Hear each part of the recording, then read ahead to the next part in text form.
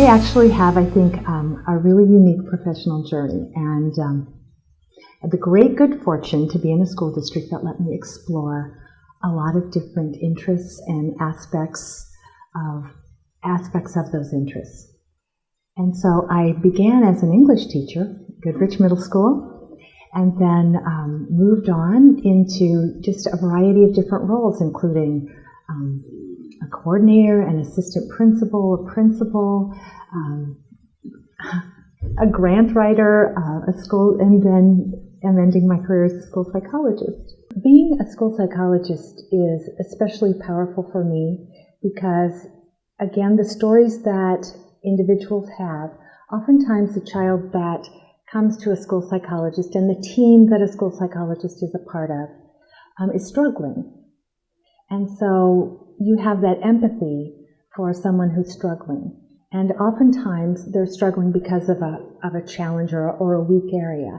And yet your job and the job that you work on a team with, which is also very, very appealing to me, is to find the strengths in a situation or in a child where right now it's the weakness that's coming forward because that's the need that's presenting itself. So one of the things that I appreciate about this role is that while a challenge or a weak spot might have risen to the surface, what our jobs entail are finding the strengths to leverage to help meet that need. The interesting career path that I've had, I think, was influenced by the children around me. And as I would look out on my classroom, as I would learn about those children, often the ones that touched my heart or that I was drawn to were those that had significant behavioral issues that were getting in the way of their learning. And so they were like puzzles, and how could you approach that puzzle in a positive way? And that led me towards a degree in school psychology. And that same piece of kind of untangling a puzzle in a way that would benefit others. Being an administrator is a big puzzle, and it's got many parts, and you take it apart and put it back together again. And when it works, it's just so wonderful. A school psychologist has a really, really varied set of opportunities in front of them. Sometimes there's what can be a traditional role of assessment and evaluation and presenting that information at meetings. That's, I think, what many people think of as a school psychologist. That's one strand of a much bigger role. So my favorite part is working with teachers and in a situation where we need to combine our ideas to find a way to help with a challenging problem, whether it be a behavioral one or a learning one or a social one. And so that collaborative effort to find a way out of the place where you are stuck, that's actually a lot of fun, and it's really rewarding and for everybody. So everybody gets to feel a sense of accomplishment about that when a situation that had been perhaps discouraging is now you have something to try. It doesn't always work, but now you have something to try, and you're going to see if it works or works better.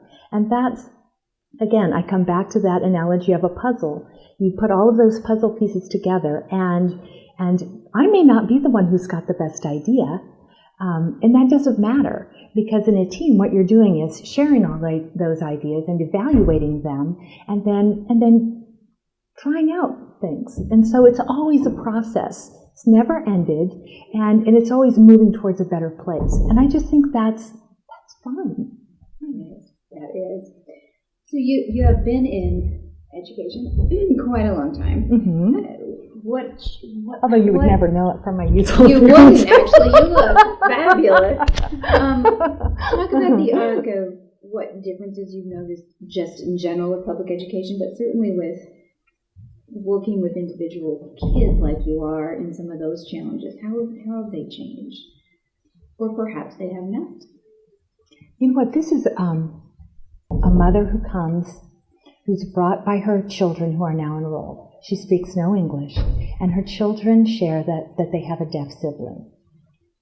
She comes with the help of a liaison, and we have many people in the room. One of them a teacher of the hearing impaired, because we're not certain how this will all play out. And so what happens in that meeting is that the mother explains her child through his needs and his characteristics, and she tells the group that her child can speak. And so the teacher asks how they communicate, and she explains that they've created their own language. They've created a sign language for him within their family that they used in the refugee camp. And as the story unfolds, of course, this is going around a large table with many people, and the story returns back to this mother, and what she's now understanding is that her child will be able to come to school, which is astounding to her.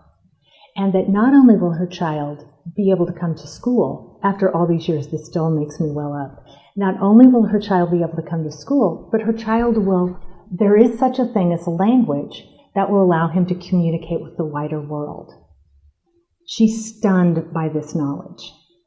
And the reaction of everyone in the room is that they've witnessed something truly miraculous.